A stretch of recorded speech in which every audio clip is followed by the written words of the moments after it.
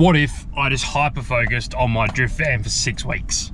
What would happen? I haven't touched it for a very long time. We've been drifting, we've been working on Lewis's 31, we've been working on Aiden's Charade, we've been doing a lot of work on the drift car, and we've taken it drifting away 4 times this year. It's been absolutely awesome, and I haven't touched my drift van once. So what's gonna happen if I just try to block out the world and try my best to focus for 6 weeks straight on the drift van? What can I achieve?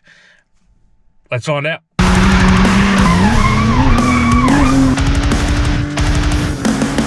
First thing that needs to happen is we need to unpack, because we went drifting a couple of weekends ago.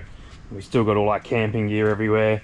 I just did a rally with my mates, all my tools are here. I'm trying to do an engine conversion on my wife's car because it blew up, so I got a half cut in the way. Charade needed a new carby, well, a whole new engine, and then a new carby, and that became a drama. Got all our drift tyres in the way. The van's jammed in here, so the first thing that I need to do is have a tidy up, because this is not acceptable. Bench is an absolute schmozzle. Shed's just in a bad way, and so if I'm going to start trying to focus and start trying to achieve things, I need a clean slate. I always found a nice list as a really good way for me to sort of stay somewhat focused. If you haven't worked it out, I'm the side quest master, and it's not always a good thing. Talking about side quests, the drift van itself is in fact a side quest from my AE86 that's looking all sorts of miserable and tucked away, and the drift van's been like a 5-year side quest of ignoring the 86. What am I doing with my life? Anyway, drift van's loads of fun, so I want to get back into it. Time for a tidy up. Let's get started. So I'm off to a terrible start. I told myself that I was going to tell everybody no, which is hard for me. I actually really enjoy helping people out and, you know, doing things on other people's cars. But so I'm going to say no to everything, try to block out the world and just work on my car. And then as soon as I made that decision, Aiden won a car from Low Standards. So we had to go pick up the shuttle the other night, and we're currently having a look at it under the hoist. So terrible start to saying no to everybody, but pretty exciting to have won a car. It's for free, okay? Not free, it was $6. Yes, $6. So Aiden bought an air freshener and he won the car in a raffle. So, you know, it's not like we're doing a basic service or something like that. Wind that back. Yes, I got $6 for the air freshener, but the car's free. Well, you are correct. You are correct.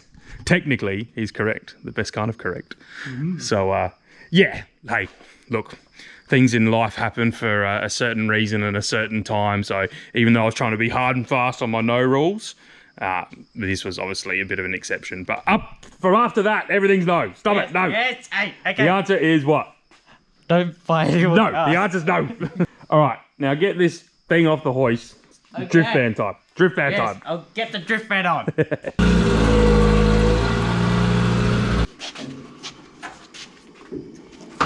Hard right.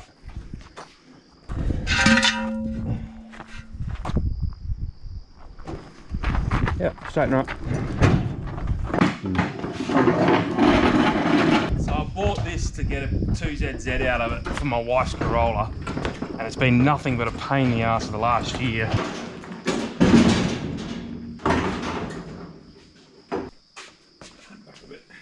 I need to do a jack point like we did in the DS in the party car.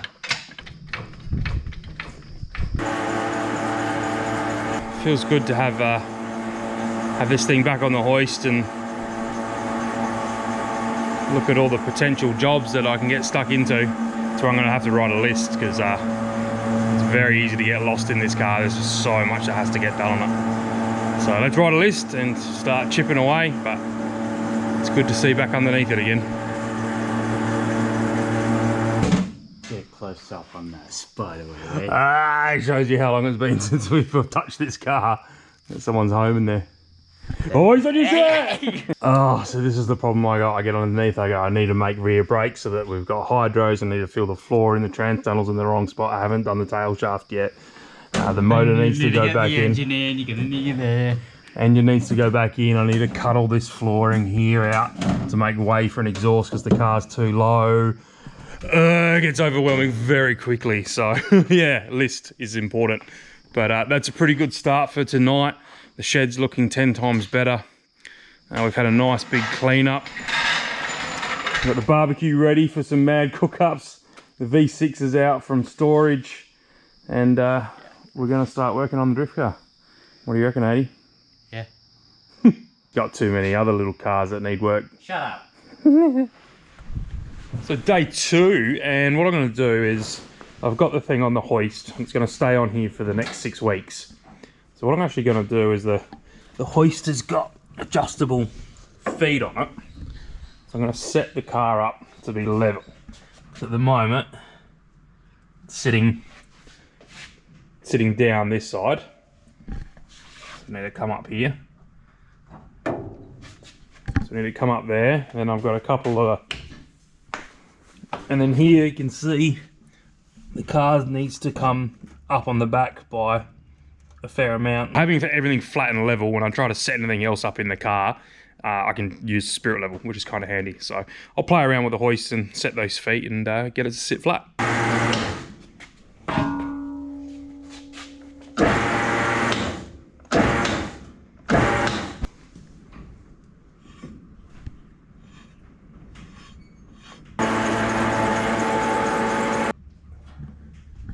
I need to go up a little bit more on that side. I need to do this on the ground. This is scary. The car needs moving a little bit too much on the hoist. So I think the problem is, because it's got so much camber as the tyre's going up in the guard, it's wanting to come out as well, and it was pushing the car sideways. So Don't do that. don't do that. Hey, we had to go. On the back it will probably be all right, but let's get the front set first.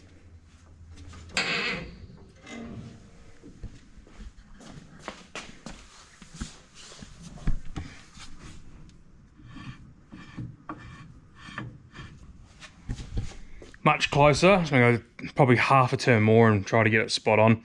So I'm currently picking up this little rise here on the strut towers. And the issue is I've cut so much out of the car. It's like, well, what do I really choose as a datum? At least there on the strut towers, it's given us a pretty good idea. So in the back of the car, bubbles touching the line on this side. So we've gone the other way now and the bubble's touching that line there, but we're off the pad. So just screw the pad up like this, come back down on the jack. Oh, lovely. So now we're gonna do front to back. Get up a little bit on the back. Aiden's busy with his new car. He's figured out that probably have a snooze in the back if he wants. Put these stickers on the board. Yeah, let's do it. And he's got a new sticker because he's got a new car. Yep, go put this sticker on the sticker ball. And this as well. Nice, let's go. Ain't going nowhere. Very nice. Couple of new stickers on the sticker wall. Slowly growing. Getting there. I think self-awareness is a good thing, and I'm fully aware that I am easily sidetracked. So, for example, if I look at this, I go, oh, I need to put some paint on that cross member, but then that little area here, you see how that's round? I could probably square that off, and that'll be easier to make the wall. And I could start to look at making the firewall, and it's very quick for me to just get lost in the project and then fully overwhelmed, because there is a lot to do on this. So the theory is break it down into bite-sized chunks. What works for me is lists, and I like having them up on a whiteboard so I can see. So I don't need to focus on trying to make a firewall at the moment. I need to focus on 6:1 brackets, so I need to get that done first. I've also learned about myself. I do have end goals, but I'm not putting that on there, and I'm not putting a time restraint on getting X amount done in the 6 weeks, because what happens is I get halfway through, I've overestimated my time, I start to get annoyed about that, and it kills productivity for the project. I'm fully aware that that happens to me. So I haven't put a time period on this. I've given myself 6 weeks to do as much as I can, and what I get done in 6 weeks is a bonus. Because if I get a little bit done over the next 6 weeks, it's 10 times better than the nothing that I've got done all year, because the car's been jammed in the back of the shed not being looked at. But I've learned over the years this works for me. So nice list on my board where I can see it, and I can just start chipping away. Yeah, project shed stuff. let's keep moving. So van is now flat and level, and I've given the shed a really good tidy up. It's been a hot minute since it's been this tidy, and it's really nice just to be able to walk around and not be tripping over stuff and actually see the floor.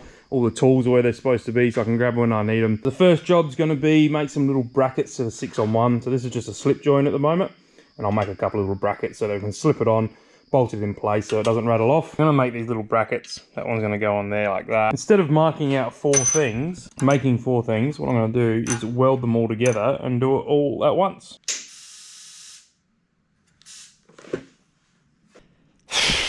So my gas bottle was left on.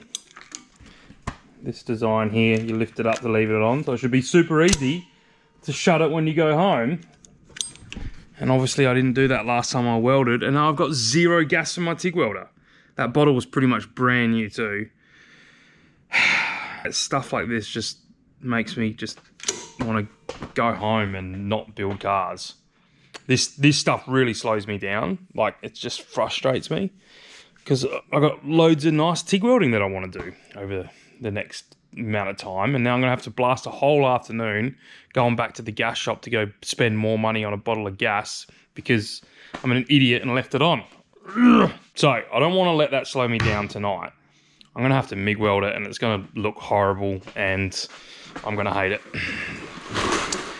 Yay! It's really frustrating because I just put all new lenses and covers and stuff on my welding shield, and the MIG spits and spatters everywhere, and so it just destroys the front of your helmet. I'm just so angry right now. Just really annoyed at myself. I'm normally really militant on turning gas bottles off. Why didn't I do that? And it's completely leaked. And just continue on. Woosa. Woos. Anyway, so I've got all 4 welded together, which means I can mark one out, drill one, and everything's going to line up nicely. So let's do that.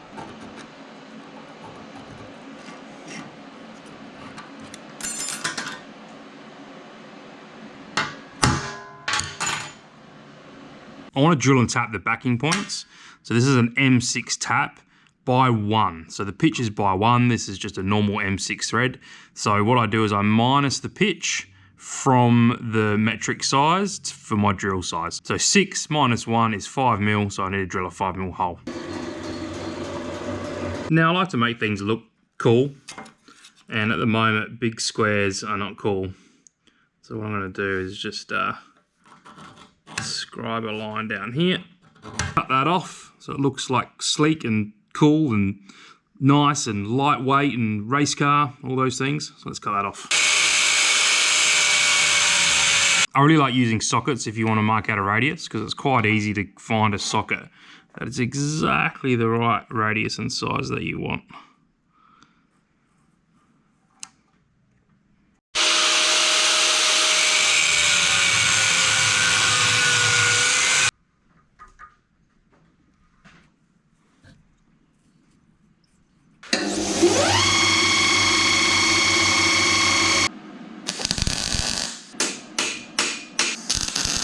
I hate myself for MIG welding this, but at least it's getting done. I could have gone home and cried, but we just power on and get it done.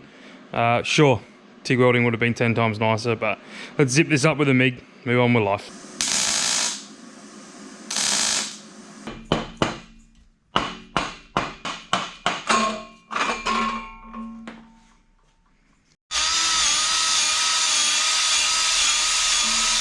The polishing wheel that I used to use when I was doing stainless work, you could use it to take the heat marks out of your weld. It's surprisingly good at removing surface rust. Probably no good for doing stainless work anymore, but sat in my drawer for ages not being used, so may as well come out and make these nice and spiffy.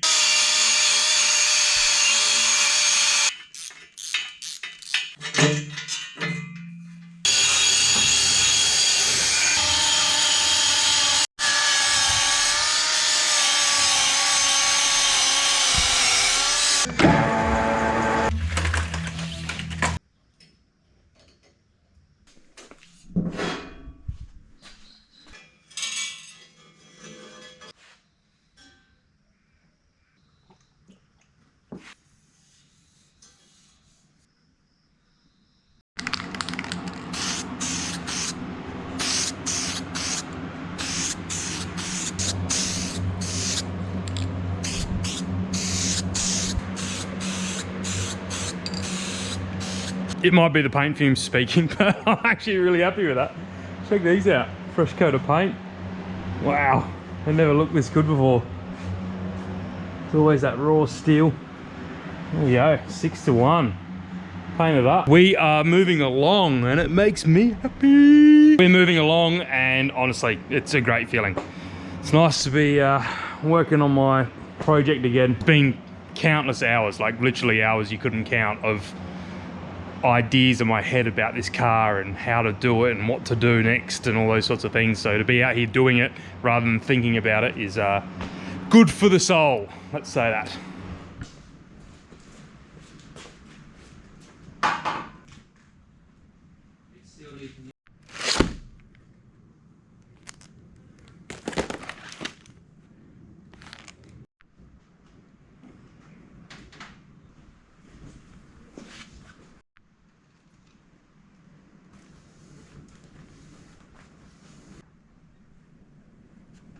The packs come with these clamps, and I found that this tool here that I bought for doing CV joints is perfect.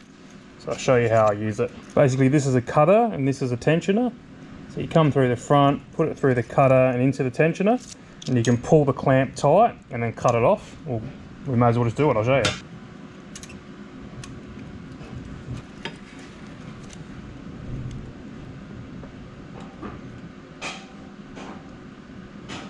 So pull it nice and tight, and then you just kink it up like that.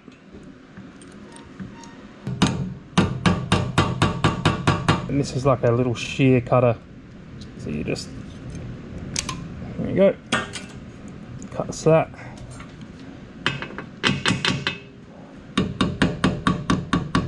Fold these tabs down, nice tight clamps, hold the wrap all in place. All that's left to do is 6 more.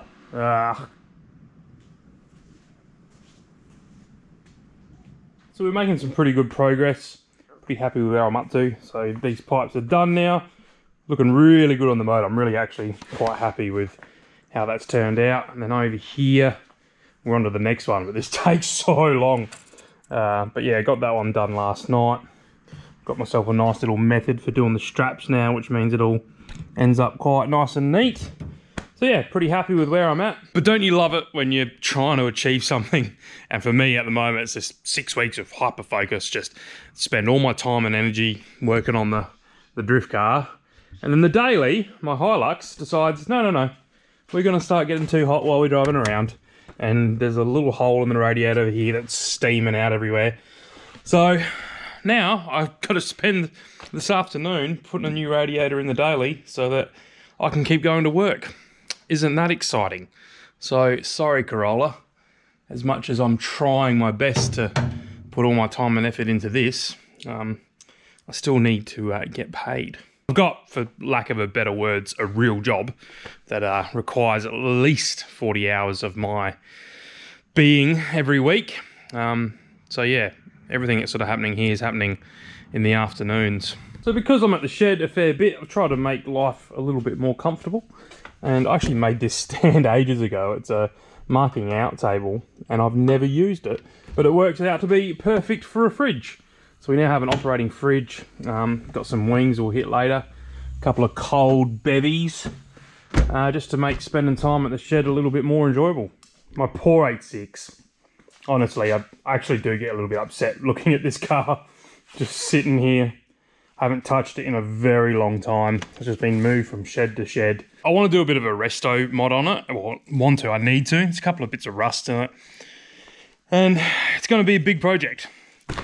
But I keep on taking on too many big projects, aka the drift van, which takes me way too long. So for me to turn around and start working on the 86 as well just means absolutely nothing gets done. So found this car cover from good old Audi for like 30 bucks. So I'm just gonna slap that on just to protect it a little bit, because we are gonna start doing a fair bit of cutting and grinding on the drift van coming up. So yeah, it's chuck a cheap nasty car cover on it, just to sort of save it a little bit. Yeah, for 30 bucks, pretty good. It even comes with a little door on the side, little zip up door. Basically a cubby in here now, isn't it?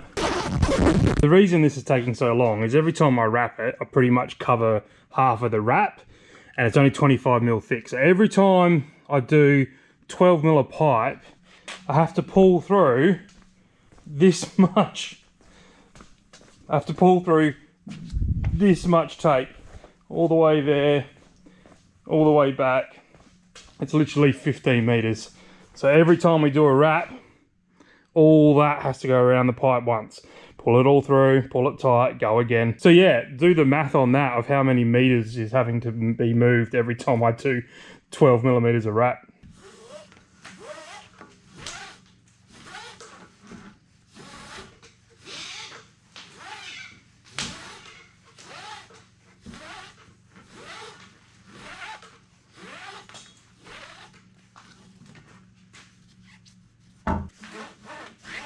One more to go. This one wasn't as neat.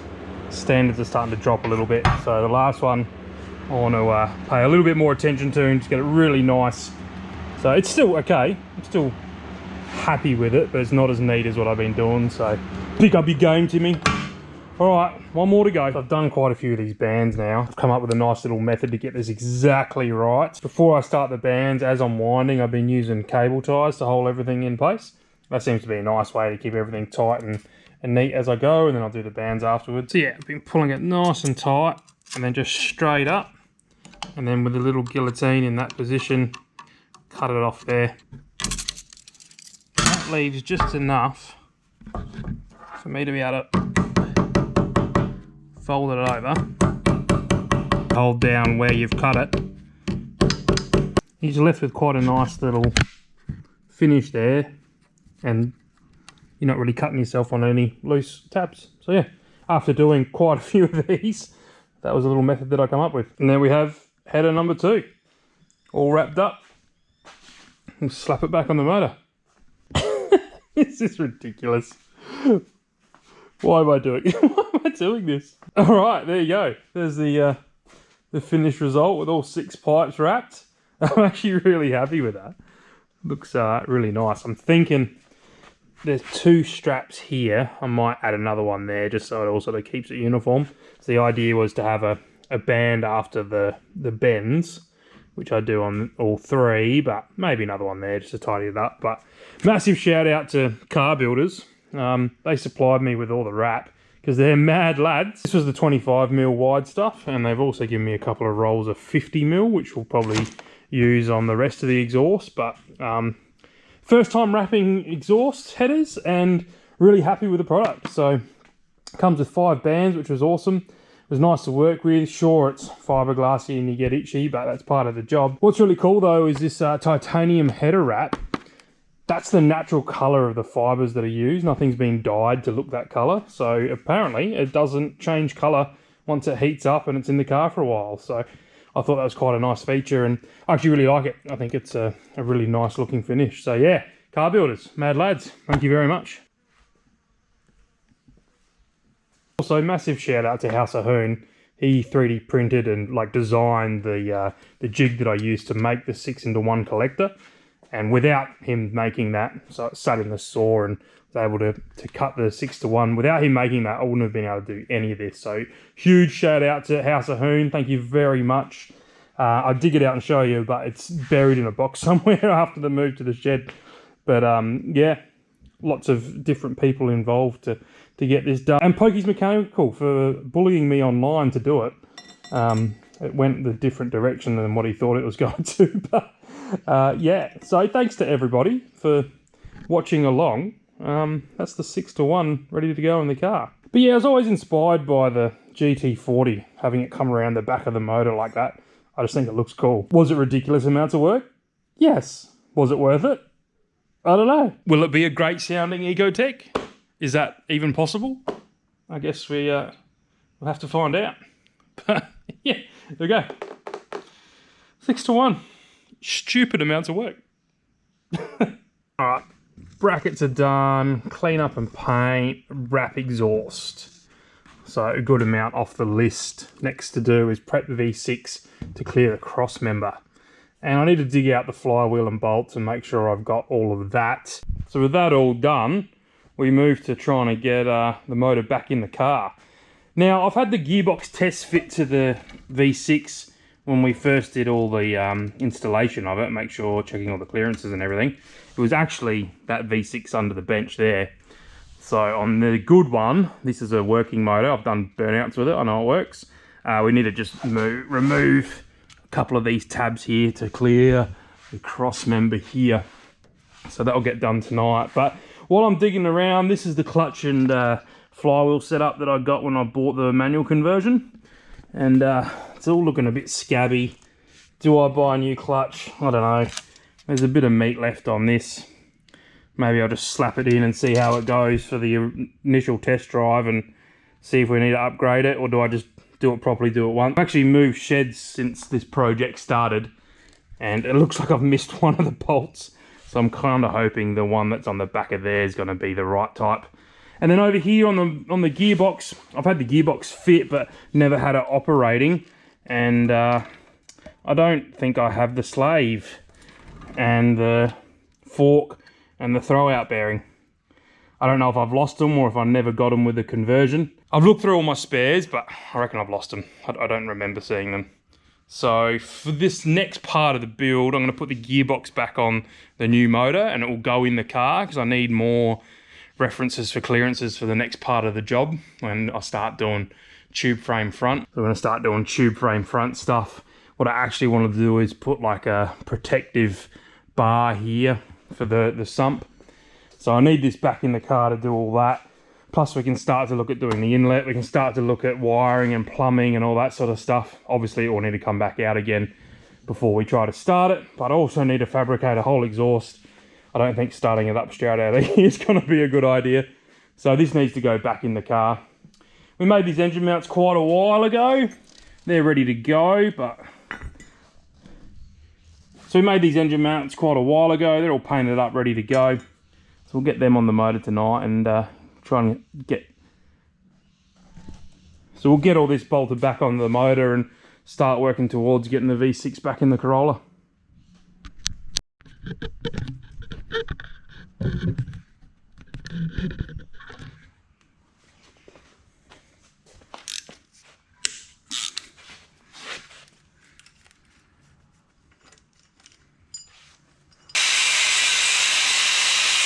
I love these sanding discs. It's such a good way of removing material. Cut it into little cubes, got most of it out of the way, and then finish it off. But only downside is you get absolutely covered in aluminium. So there we go, that will clear the cross member now. So when we're fitting this engine mount here, these bolts actually have a shank on them. Now, I could try to source some different bolts that would bolt into here, but these are the engine mount bolts. So when we did the test fit, we just packed it out with washers.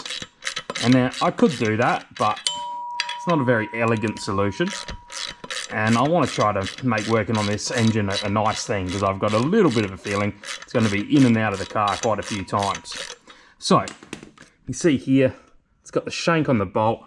These are the original engine mount bolts. So if we ever lose one or ever need to source another one, we're going to be looking for V6 engine mount bolts. I also own a lathe and I like to find excuses to use it. So out of this chunk of aluminium, we're going to machine up some spaces. So I'm going to make them 13 mil thick.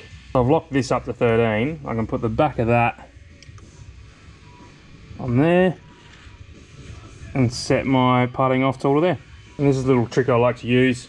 Every time I part something off, it's going to drop. You always lose it down the back of the lathe somewhere. So I'll just put this bit of brass here in the tailstock. Just needs to be loose. I'm going to slide that up in there like that. And as it parts off, it just drops under there and I don't lose it.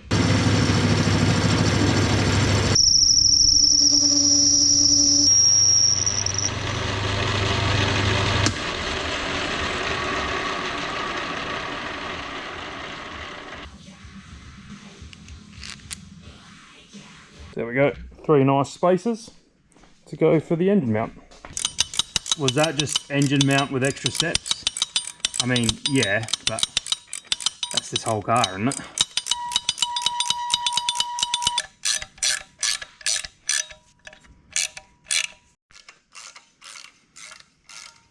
So I try to stay OEM whenever I can. It's just a habit I've always tried to do when playing around with cars. And GM, It's the same threaded bolts, but the heads on these are 19 and the heads on the others are 16. Why would you change that? Why are they different? It annoys me. Am I going to change it? No. Let's move on.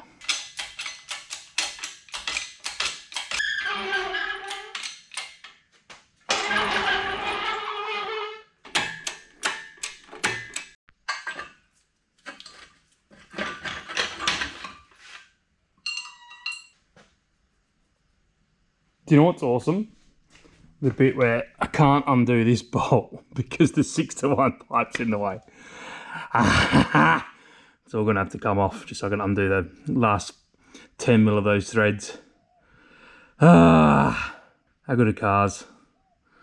Oh, there's no point whinging about it. And get this extractors off. I came to the realization anyway that if I can't get this off, I can't put the gearbox on. So it looks like that pipe's gonna have to come off each time I want the gearbox off.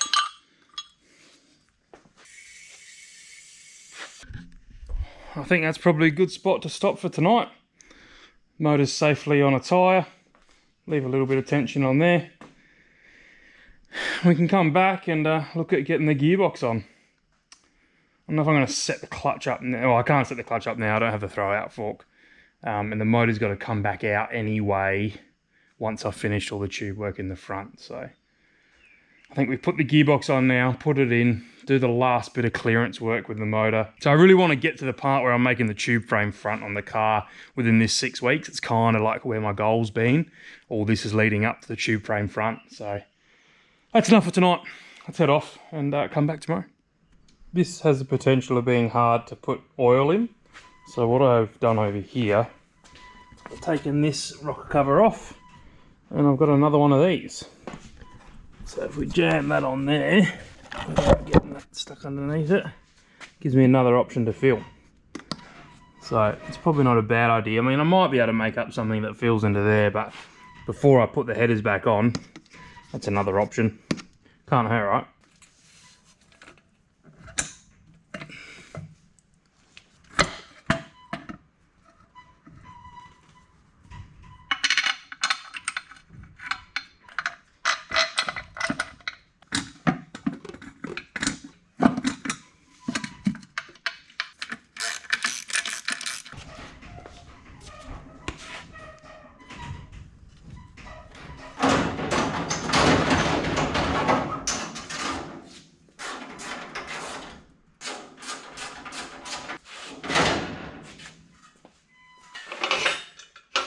The motor's starting to go in, but I'm gonna have to take the bonnet off.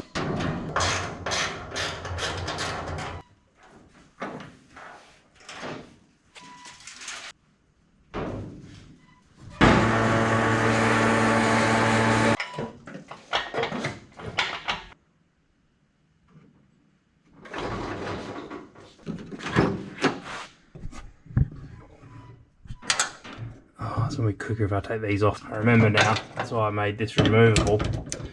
And I put captive nuts under it, so you only need the one socket. Yeah, captive nuts, lifesaver.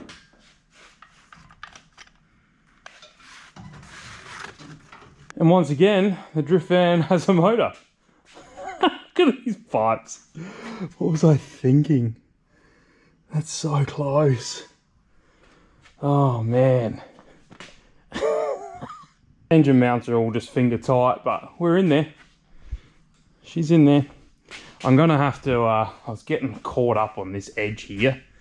Oh man, damaged that a little bit. I was getting caught on this corner, so I'll have to note it down, and next time it comes out, I'll probably do it before I take the motor out next. I'm gonna cut this corner off, because I did get stuck on there as I was trying to get the engine mount down in its right position. I was getting caught here and I damaged the wrapping a little bit. Oh, you get that on the big jobs. It's been on that stand for far too long, so it's nice having it all back in here again. It's amazing what happens when you just rock up every day and do a little bit. Things start to actually move and happen, and I've got an exhaust finish now and the motor's back in the car, and we can start to look at doing some tube frame front, which I've been wanting to do for a really long time. I keep looking at it and thinking about it and how I'm going to do it. and now I get to, just by rocking up every day. It's kind of always known it, but this stuff doesn't happen with one big day's worth of work. It's every day a little bit, every day a little bit. You just rock up and you just do the next step. And even if it's only 20 minutes, you're 20 minutes further down the road. And that's how you achieve this stuff. So 6 weeks of hyperfocus. It's kind of working. Kind of working. Man, this is going to be rowdy. This is going to be rowdy. So just pulled into All Japan Day Classic. Now, I'm supposed to be hyper-focusing on the van, I realise that, but the lads have got the Honda in the All Japan Day Classic, and it's a cool event, so I'm not going to the whole day, but I thought I'd at least rock up in the morning, so let's go check out some rad old cars.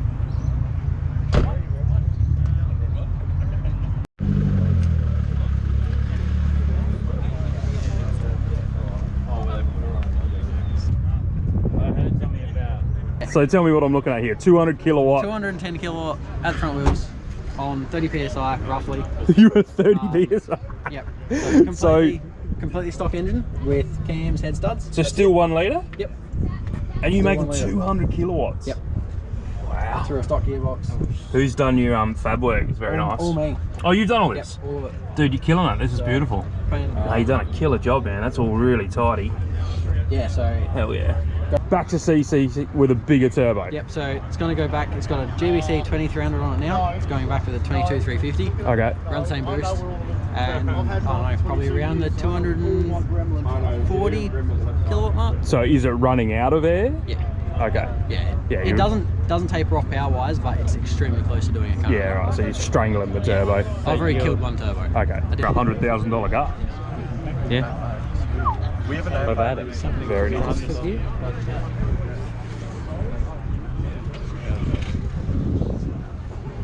Wow. And what's funny is it's got a baby seat in it. Yeah, that's sick.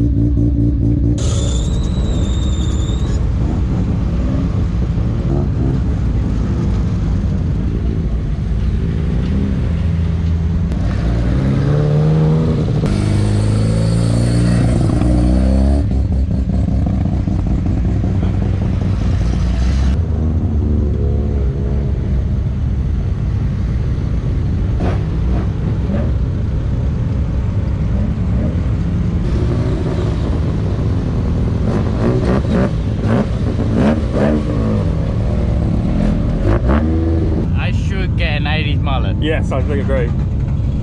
Oh, what a beast. Oh, have fun, man. Yeah. Enjoy the cruise. Yeah. Woo. I'll stay in the Honda group. Oh yeah, you're here with a bunch of Hondas, are you? Yes. Honda Integra, I think. Another Honda. Honda gang. Yeah, Honda gang. Yeah, I love it. I'm really concerned about the ability of the RB30 to be able to take 2 passengers. You lads ready for some fun? Yep. Yeah. Enjoy the cruise, man. We will. I'm gonna go work on rusty Corollas. Oh, who doesn't love Corolla? Nah. That's so lame. It is lame, but I got work to do. Oh my god. That's fair enough.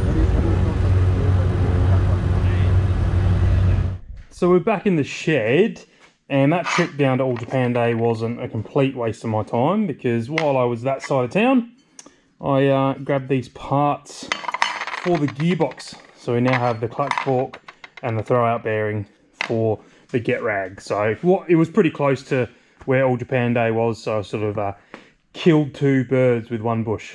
So Jay from Low Standards has been saying to me that I care too much and that I need to just start chopping. I don't care a lot. Sure. I just start cutting. Yeah, yeah. Well, you care. You got a lot more respect for things. That I think about stuff too much. And he's not wrong. I probably do. I've been thinking about this for a long time. So I damaged this. It was in poor condition anyway. So I'm going to tube frame the front because I've always wanted to do one. I have thought about this too much and I'm still thinking about it too much. So I'm going to take Jay's advice and I'm just going to start chopping. But because I thought about it too much, I'm going to leave these 2 bolts here. I don't want to have to refabricate them. I'm going to have to remake a bracket for these, but I don't want to do these 2. So I'm going to chop it right through there, I reckon. Ah, this one. I've had to take the nuts off the caster rods here. 2 bolts there, 2 bolts there, and I'd also made this little bracket to hold the bottom of the fender. That's unbolted. I'll do 2 more and this will drop out.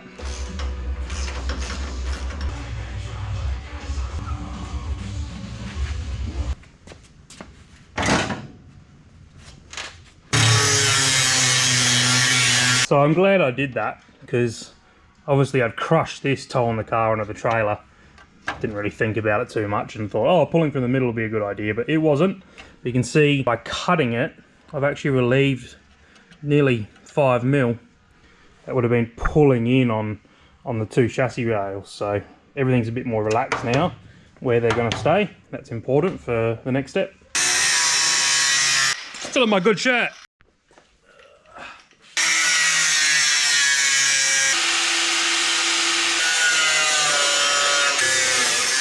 Maybe Jay's onto something. This is quite therapeutic.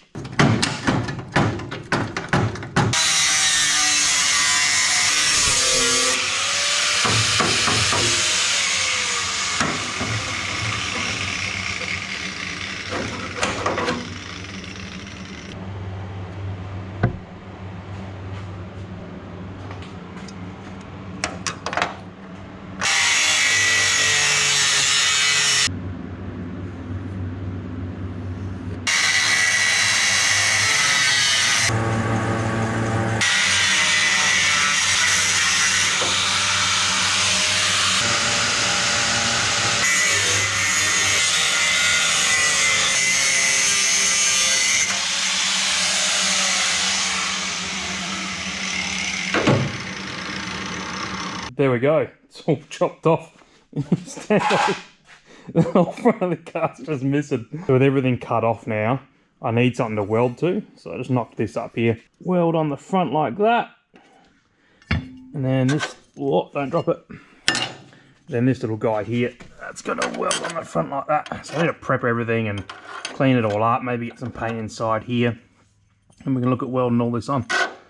So yeah, the good thing with this is it's mirror, so I can just copy that now and do one for that side as well. When you're making stuff like this, to mark it out, it's normally find what's lying around, so I like that radius. So I use that for that radius, and then have this bit of aluminium pipe, put that like that to trace it, and I'll just cut it all out with the grinder. And I'm pretty happy with the end result. I think it looks quite neat. It should look quite nice on the car once it's all welded in. So off and running. That's the first bit welded in. So yeah, made these here. The idea is I need a bit of strength to, like, I can't just work to that, and obviously I can't weld anything there, so plate it all up like that. It just gives me something to work from.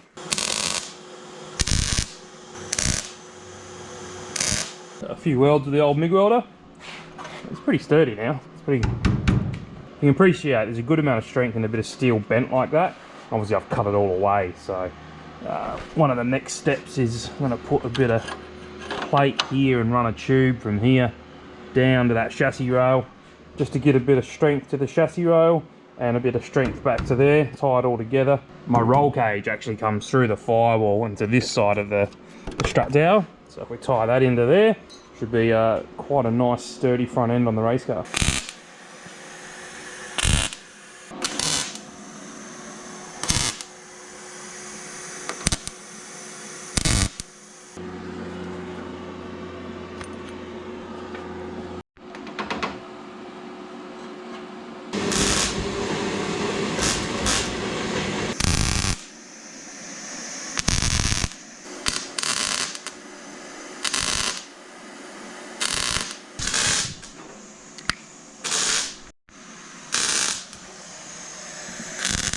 So I've welded this top piece on here. The first bar that we're going to do is a bit of round tube that bends and goes down to here, just to add some more strength back into the strut tower. So we're making good progress, but I'm starting to trip over stuff again. So next step is I need to bend a bit of tube from here. My tube bender's over there, and I'm currently tripping over and stepping over all this stuff, so I think we're due for another cleanup.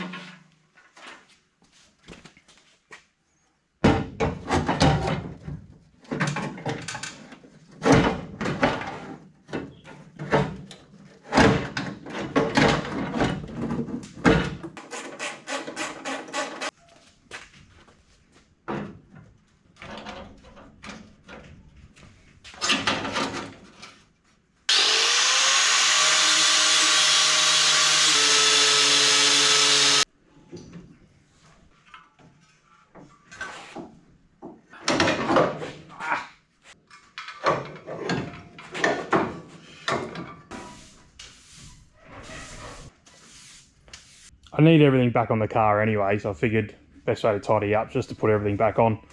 Now, I'm starting to get lost in the project. I'm starting to think about too much. I just need to focus. So regardless of everything that's happening in here and how I'm going to do that and how I'm going to do this, today's job is to get the bar from there to there. So I've seen some other cars, they go to the inside of the chassis rail here and it looks really neat and really cool. At full lock, it's going to be right where the tyre's going to want to end up. If we end up putting more lock or more mods into it later on, then I don't want to be rubbing up against the bar. So I think I'm still going to go to the top of the chassis rail. I'll take a spring out and get this thing at full compression, at full lock, and see exactly my clearances.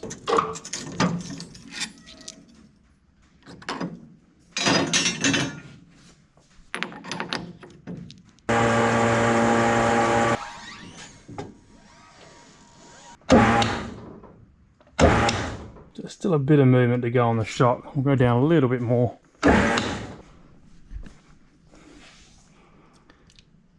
Still some more to go. Man, this thing's railed. I forgot how low I've made this.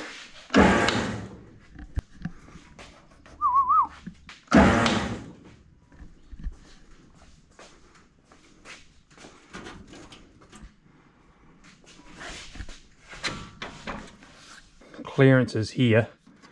That should be in a good enough spot. Now, I'm quite a visual person. I got these new tools here from Centurial, but these dimensions here are exactly the same as the die that I use on my bender over there. So I can take these bits of cardboard and have a look visually exactly how I can place a bar in here, and I can do it out of cardboard first rather than going straight to steel. So let's have a play with these and see what we can come up with. I've cut 10 degrees off, so it's not a 90, and this is why I like visual things like this, because if I just went exactly like that, you can see it's right where the tyre's going to want to be. Although it looks right from the side profile, if we end up putting more lock in this car, it's going to be an issue. So all I got to do is that with the bar, right? And see how much more space I have now. So that's why I like visual tools like this. I can see exactly what needs to happen with the cardboard before I even cut the first bit of steel. So I'm pretty happy with that. It's just going to be one bend. Cutting the end of the pipes is going to be a little bit more tricky, but I think that's going to look quite nice like that. So we sort of follow the profile of the tyre.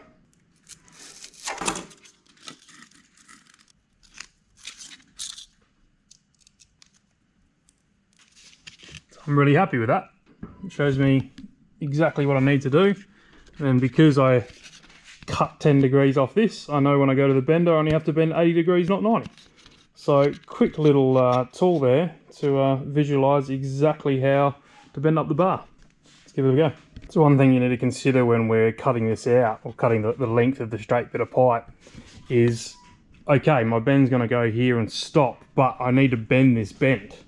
So if you have a look at the bender here, this is a cheap piece, a 90-degree piece. But look how much extra I need on the end for it to stay in the dies when I do a 90-degree bend. Even though we only need it that long, I'm going to need that much on the end of it so I can physically bend it. So I need to take that in consideration when I'm measuring.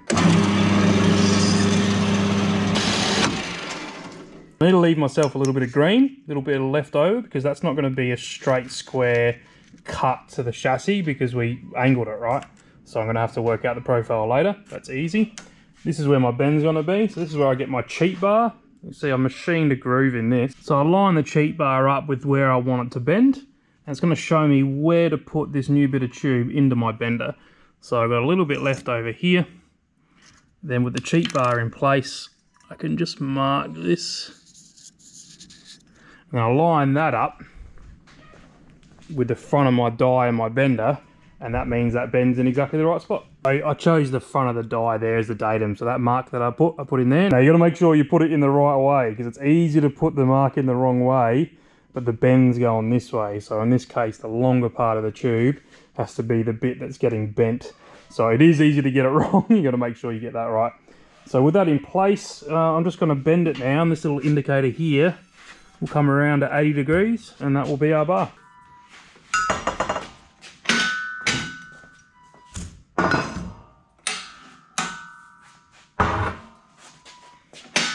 So now we've bent approximately 45 degrees. I need to do the next bit of bend. So what you do with this bender, take that pin out, Yeah. Come around to here, pin back in, that allows me to go again. So I'm real close to the 80 now, but I've currently got it on the ratchet, so it's sort of like, there's a bit of spring in it. So now that I'm really close, I'm just going to tweak it, and that should be it. A little bit more.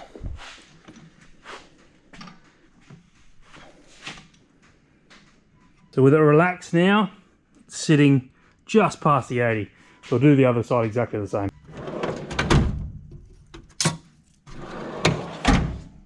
Alright, so get this tool here. I'm going to visualise the angle that I want it on. All I do here is going to go like that. I want it to sit like that. And I'm just going to push this up and use the pins here to get me the profile of what I need.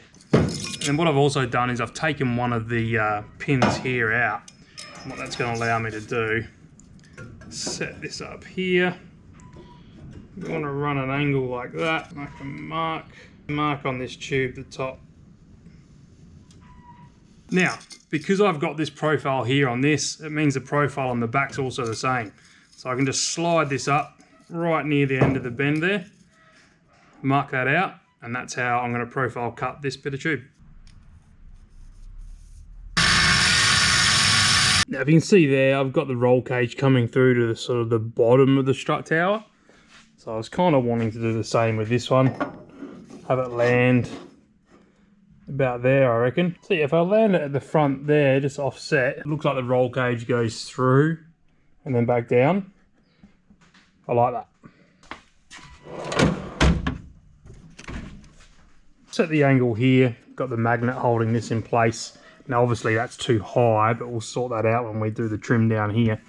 So now we can come down here and use our profile tool again. Now this is a little bit different because I've got a bit of sheet steel in the way, but we should be able to get all these pretty close to get enough of the profile. Okay, so I've got the profile sitting nicely. I had to sort of eyeball this bit here, that's fine.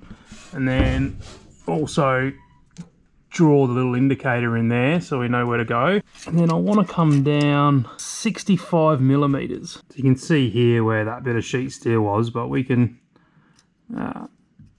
do this with the profile and get it pretty close. And then I've marked 65 mil up from here. Now remember we were lined up here with that line there. So if we come, we might need to extend that. So the lowest point of the profile tool at the 65 mil, and it lined up like that. We can trace our profile.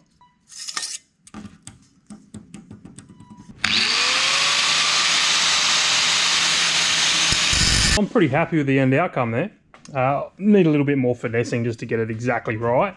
But yeah, there we go. It's going to be the first tube there.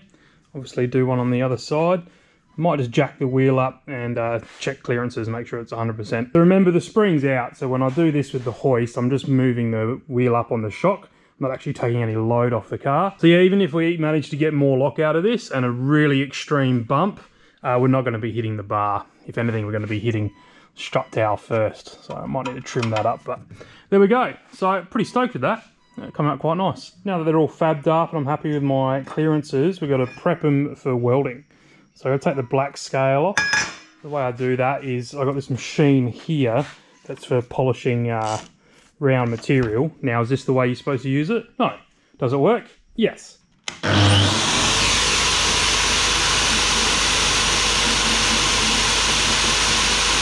And then we want a bit of a chamfer so that the TIG welder can penetrate a little bit better.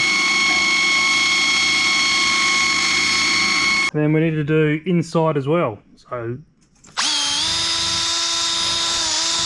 and then you want to actually clean it. Now I've got this, it's not the right stuff, but it's all I got, so it will do. So that's them all tacked into place. And we also got a little bit of bling for the drift fan. So this is the first thing that's actually cost a good chunk of money for this build.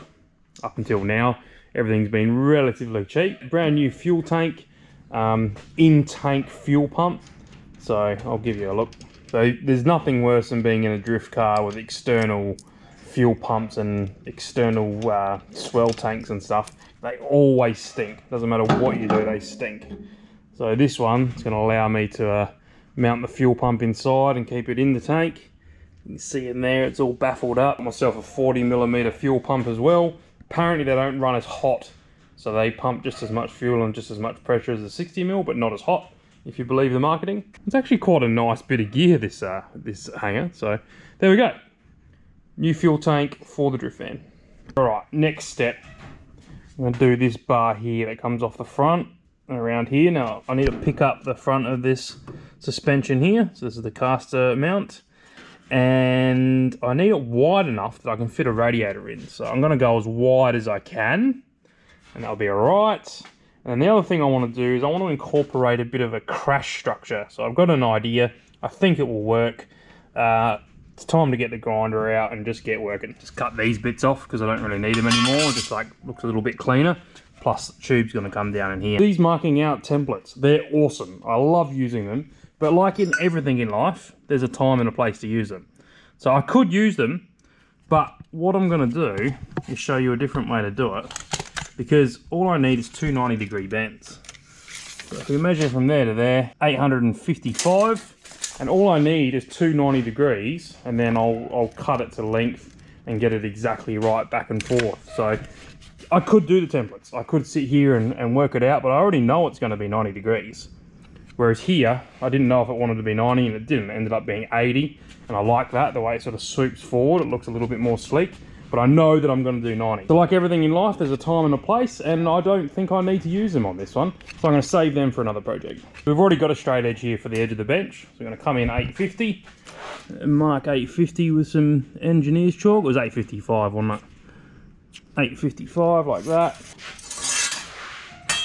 Get my big square.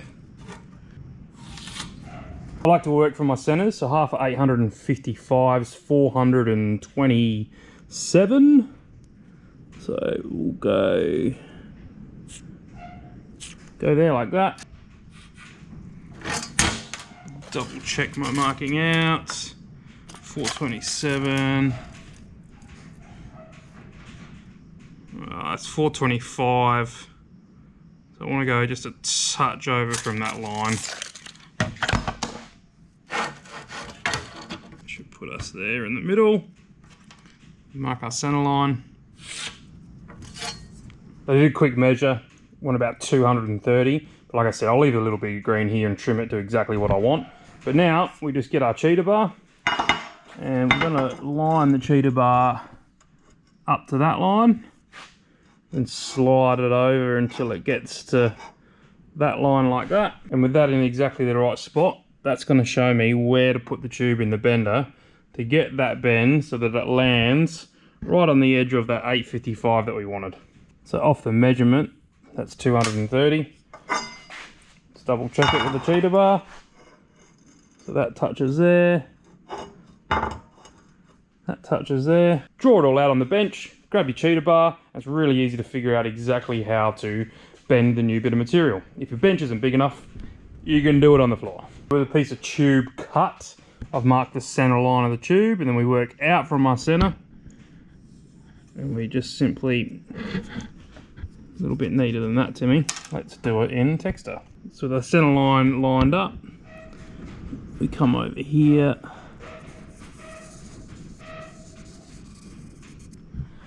And over here.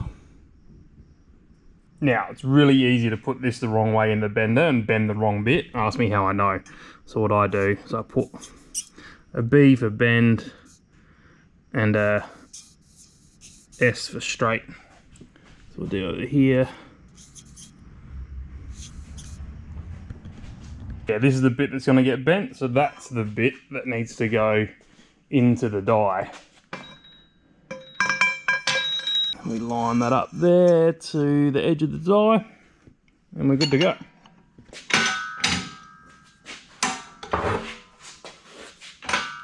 I didn't leave myself enough green. I thought I did, but you see I've dropped off the die here. I don't know how accurate that 90 degrees is going to be now because I'm off this. So that's a problem because I've cut the other length the same as well. Let's persevere and see if we can save it. Pretty close, but it's not exactly 90. So I think we do the other end anyway, and if it's no good, then I'll have to cut it a bit longer. The poor man pays twice, eh? I just needed an extra 100mm on the end there. Oh well. So things you need to consider when you're doing the second bend is, are you bending it the right way? Because trust me, it's super easy to have this the wrong way, and you're focusing on what you're doing over here, making sure you're getting your angle right, that you get it wrong. And the other one is I need to make sure that this plane here is correct. So I got two of these little guys, and what we're going to do is one will go on here, and the other one will go on the die. And it looks like I fluked it. I tried to get it close just by eye, and it looks like we're bang on already. But what you'd normally do is undo it here and twist this until that matches the die. So I'm a banana and I moved it. Anyway, this will show you how it works. So over there we got 0.2. So I want to just come down on this. So I'm like twisting it.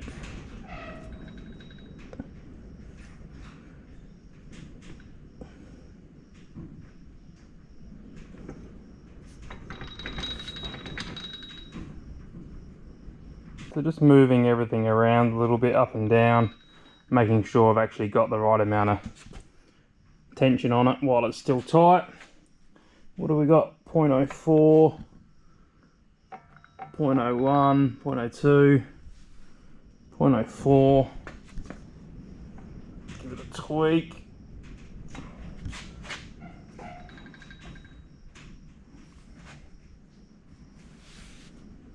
So we've got 0.03 and 0.02. What's 0.1 amongst friends? Alright, let's bend the next one. So it didn't end up being perfect, but I reckon we can use it. And it'll only be you and I that know that it's not 100% 90 degrees, but if anything, it sort of gives it a bit, it's a swoopy look. I was trying for, it's more aerodynamic, not being 90 degrees. I don't know.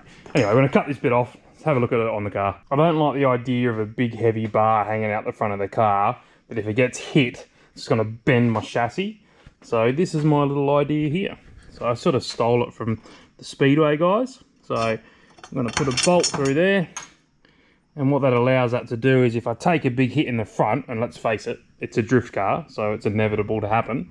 If I take a big hit, I can hopefully just shear the bolt, and that will slide in and just give me sort of 50mm of impact, so it doesn't just completely crunch everything. So the idea is, this is gonna sit down here like that, and I'll weld them to the chassis rail, and it just gives me that extra 50mm that if I take a big hit, I'm not gonna be bending the car. Mess around trying to get as flat and level as I can. I'll be here all night if I try to get it perfect. So it's pretty good. I reckon we just hit go on the glue gun.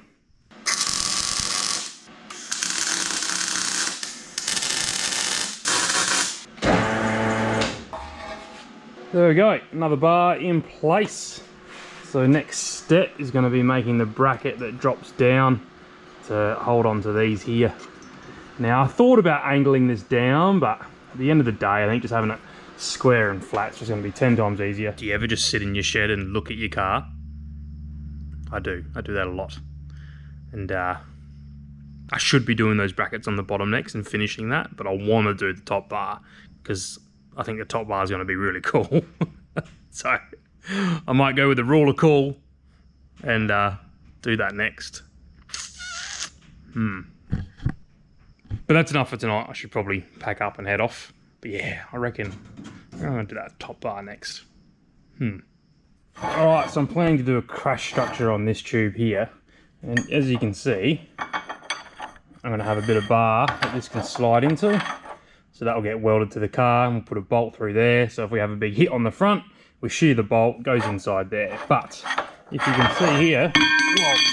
can see here, this one doesn't go on, even though it's exactly the same piece of tube. And that's because if you see in there, there's a welded seam on the inside of these tubes. So that's actually how they make these. They start as a flat bar and they roll it over and then weld down, and that's the welded seam. So we go over to this machine here, slap it in and machine it out.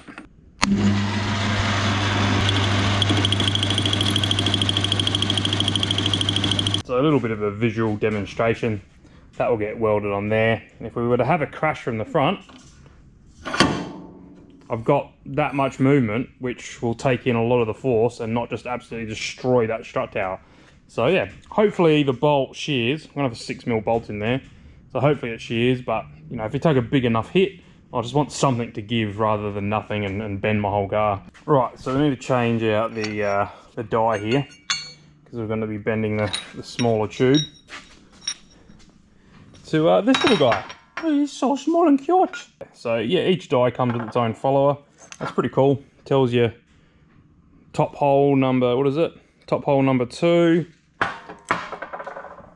So that pin goes in number 2. So yeah, it's a pretty cool bender. I really like it. This is actually one of my favourite tools that I've ever bought. I don't use it nowhere near as much as I would like, but yeah, when I do get to use it, I thoroughly enjoy it.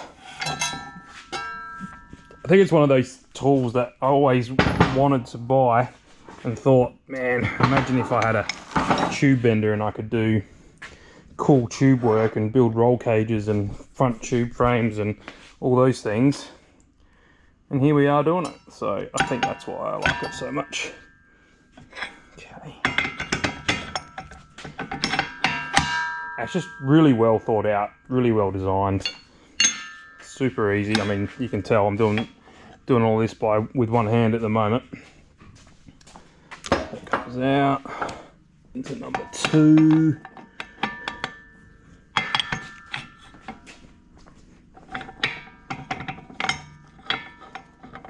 Yeah, everything's machined really nicely and the tolerances are all really tight and just a well thought out machine.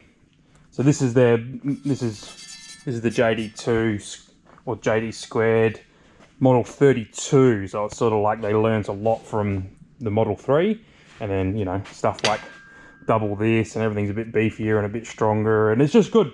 I just like it. So this here stays with that die. This one comes over here.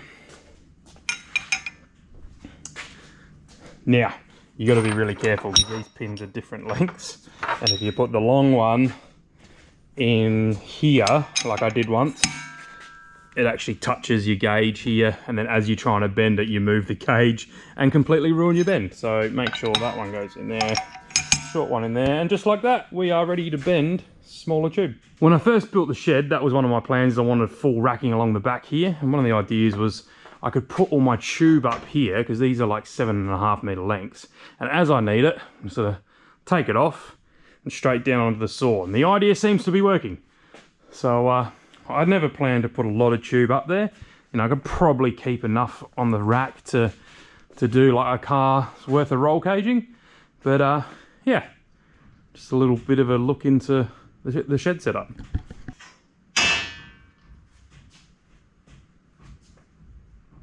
I'm just working out where I want this, and the idea is I don't want to go hard up to the end because I'm going to have everything on tabs, so if I bend it, it's going to be easier to fix.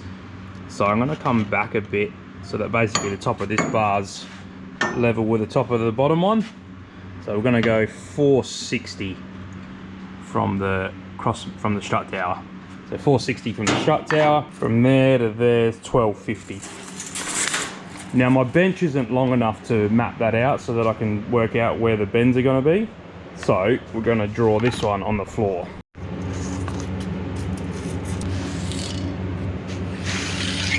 Alright, so with that drawn out on the floor, we can get our cheater bar now. There we go. Up to that line, and we push this until it gets to the right spot. So half at 1250 is 625. 625, and we can double check that by measuring from the other side. That's also 625. You can see now I've got my center mark on the floor. So I've got the center mark on the floor there, center mark on the tube, and that allows me to come across here. We kind of did it already, I've got it marked on the floor, but I can put that there. So this is where we need to bend it in the die, the straight bit. That's the bent bit. Well, bit of a design fault with my new shed, because with this smaller die, with this set in the right way, that's going to run into the leg for my shelving. So this is what I'm normally bending with my roll cages, 1 3/4 and 1 1/2. But for whatever reason, this small die sends it out that way rather than so the normal ones go in underneath that leg. So it's not going to be a overly stressful bend because it's a lot smaller tube. So I think I'm going to have to undo this on the ground and turn it and hope it stays in. Hope it stays in place. Around a bit.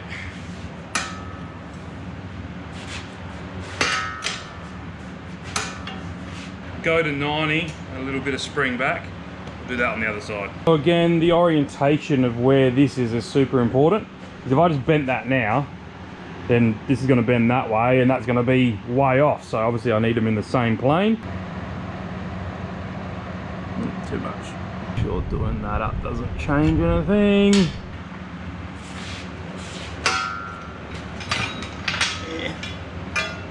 Again, these magnetic clamps are just the best for this type of thing. Okay, so the magnets are good, but I still needed 2 hands. But yeah, that's kind of the rough idea here. We're gonna go back to the strut towels using the crush joins that we made. And then I think I want this level with the top of that there. I guess what I'm trying to do is I'm trying to make the structural footprint of the car as small as I can. So if we have a bit of a bing here, I just bend sheet steel and we can panel beat it out, coat of paint. Car should hopefully still look good.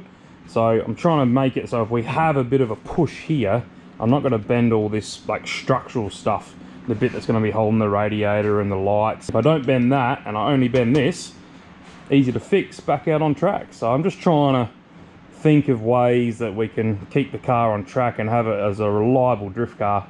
It's kind of the end goal. I want to do a lot of seat time in this once it's built, hopefully. Alright, so these are the next pieces to go in. They're going to go down in front, like this. Oh, it's going to hold it by itself. So yeah, it's going to go like that. The plan is it's going to sit in front like that, and I'm going to put a bolt through the bottom, so that if I need to take it off, I can just unbolt it. So the bolt comes out of there, take the bolt out of there, and this whole front end will just be able to slide off. I was originally going to line them up with this because I thought it looked trick, but I want to actually put a bit of a bash bar on the front here, so I need to offset it to the side so that we can come in here. But so I want to put a thread in here, and I thought the easiest way to do that is I've just come over here with my hole saw and drilled out this blank here, and that should be almost perfect. Sit on there and we'll weld it on and tap it, or maybe weld the nut on the end. Now I reckon if I machine out the welded bit, that's going to fit perfectly in there. Let's have a look.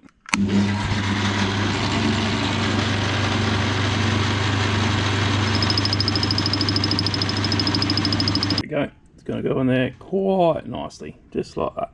So I'll just quickly run the tap through this, but then what I might do as well is weld the nut on the back. That way it's just lots of extra thread.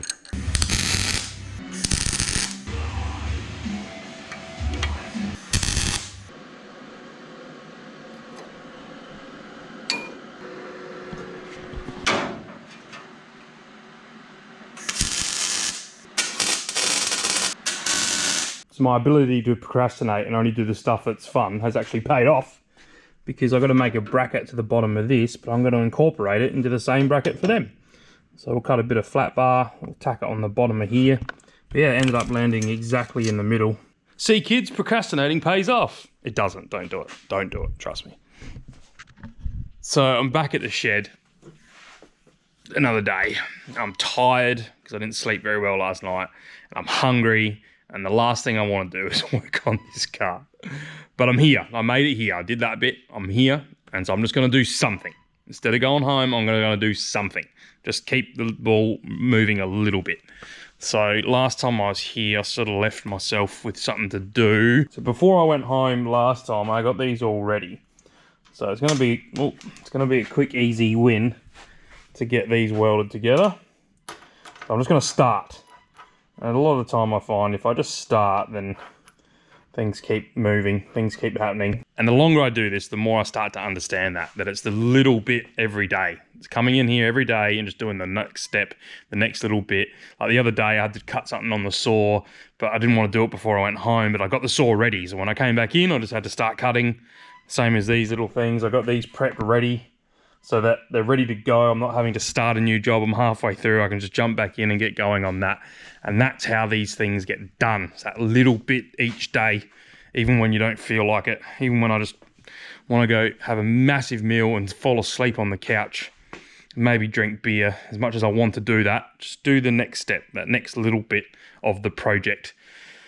Right, what am I going to do? I'm going to weld them up. Right, let's go.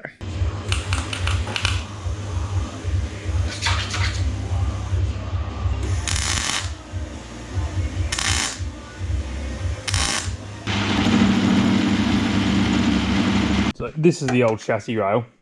It's upside down, sort of sits, oh no, that's the right way. It's like that, right? And as you can see, it drops down at the front there. But I want to do it a little bit differently, so I'm making these little standoffs. That's the same amount as that. And this bolt here is going to go in here. Now, the issue is I'd like to use automotive bolts. These are an M10, but they're not a coarse thread. They are a fine thread. So it's an M10 by 1mm pitch. What does that mean, Tim? Well, it means that these nuts that I've got, these M10 nuts, don't go because the pitch of the nut is different to the bolts. But what I do have is the old nuts off the chassis rail. So these are just mounted here on the back with a couple of tacks. Now I could go down to the bolt store, but the bolt store's an afternoon's worth of me driving down to get everything and coming back. I don't want to spend an afternoon going to get nuts, so I'm going to cut these off and I'm going to weld them inside of this, which means that goes in there like that and will be threaded, and that will be welded. You'll see in a sec. So yeah, that's what we're up to now. Let's cut these off and weld them inside here.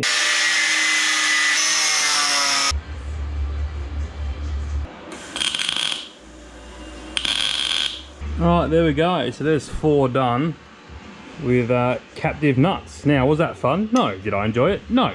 Did I burn myself? Oh, I did it again. Ow. Yes. Oh, goodness. It's not a sexy job. It's not a fun job, and I was putting it off for as long as possible, but it's done.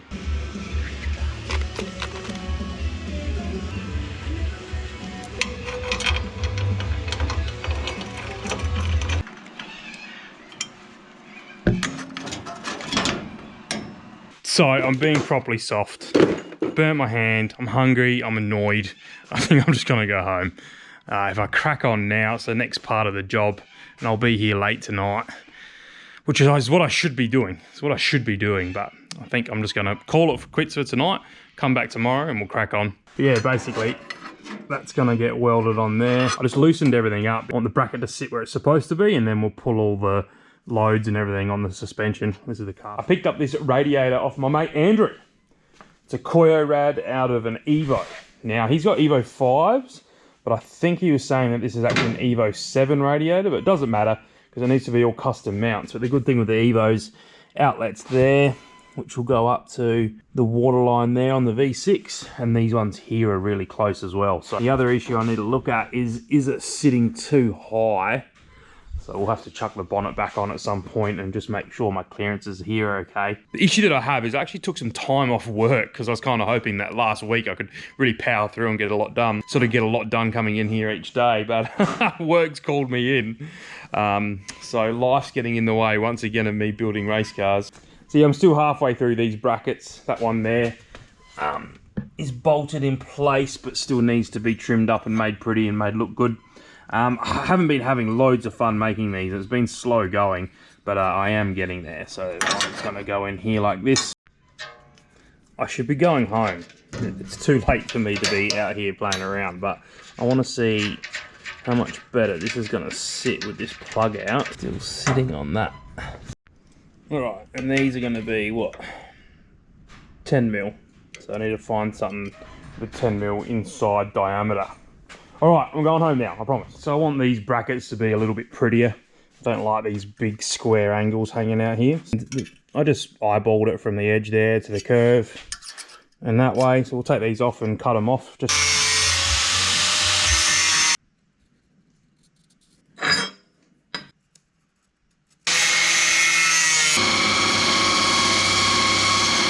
Now these are definitely going to need some bracing. Someone commented it'd be really cool to put a piece of tube in there and brace it with tube. I think that's a really cool idea. At a later date, the bar will come off and I'll completely fabricate that on the bench. It's going to be a lot nicer than doing it here upside down. There's definitely something wrong with this gun. When the outside gas shield there touches the body, it's arcing out on that. And I just got a slight small zap out of it as well because I'm not wearing gloves because I'm a naughty boy. So there's something wrong with this gun. There's a reason I hate this welder. So when I'm touching that, it's arcing out and not zapping, and it's just, I think I need a new MIG. So there's a saying, done is better than perfect, and I still hate it. I hate it every time I hear it, but unfortunately it's right. So these aren't perfect, but I need to finish them off later on, but they're done. They're done in a way that I can start to move on with the rest of the project. And that's better than spending the next 2 weeks painfully making little tiny nice brackets that are really gorgeous and all TIG welded up and looking fabulous, and that'd be fun, but done is better than perfect. Sometimes I need to cut myself a little bit of slack and say, Timmy, it's okay if everything's not 100% awesome. But yeah, I will come back to that and brace them. We'll do it on the bench. So moving forward, I actually have a couple of spares up here somewhere. All right, so this is the flasher kit that we've got, and these are what I am after. And while I'm up here, I might grab this down as well. So we've had these stashed away for years now, really, and they are going to be the headlights for the drift van. They're going to sit in there like that. And they got like a halo LED and LED lights, and I've been really looking forward to this part of the project because I couldn't do this until all these front bars are done. So I'm trying to get these front bars done. I'm enjoying the bar work, but I really want to get these set of lights in because I think it's just going to really make the car start to look more like a K70, because it's just been this cut up Corolla scrap looking thing for a long time. But I think with a set of headlights mounted in there properly, it's going to start looking like a car again. A nice big curved lumper. I forgot how big this thing is.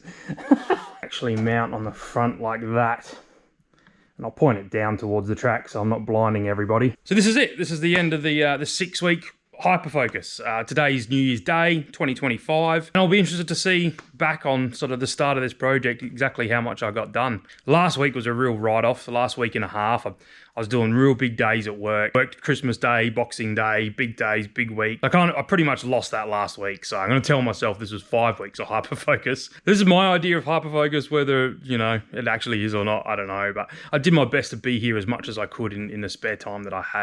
I keep lying to myself all the time, and I'm like, I'm going to grab my swag and a week's supply of food and lock myself in the shed. The car will be finished. That's all I need is 1 week and the car will be finished. I've told myself this lie so many times.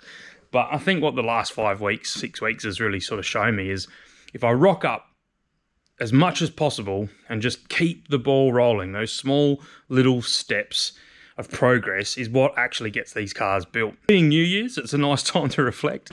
So I think this year I'm going to practice saying no more often, because that's been helpful. Probably a little bit selfish, but it does mean my project's getting done. So yeah, it's a skill that I definitely need to practice and be better at, is just saying no to people. Reaching out because they need a hand or that, but you know, I need to set some boundaries for myself, otherwise this car's going to take another 6 years. And I want to keep showing up. The spare time I got, get here, do the next little step, do the next little part, put the metal in the saw ready for the next day, all those little things. So the shed's back to being an absolute mess. I never cleaned that bench. Naughty, naughty boy. This one got really bad. Keep showing up and keep working on the car. I've got the ball rolling. I've got some momentum and I'm actually enjoying it, and I'm actually seeing some progress, and that's a good feeling. So hang around. We're going to keep working on this thing this year and hopefully knock out as much as we can.